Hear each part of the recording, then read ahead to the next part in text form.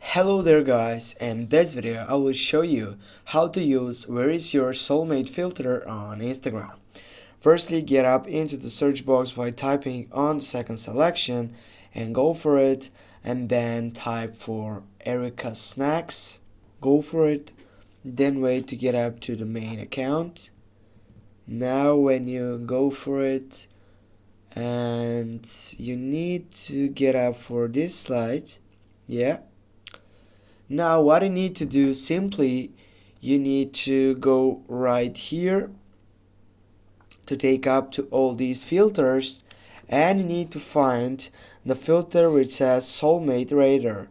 Go for that, go for try it, and now as you select your face on your side, you're gonna be able to use where is your soulmate filter.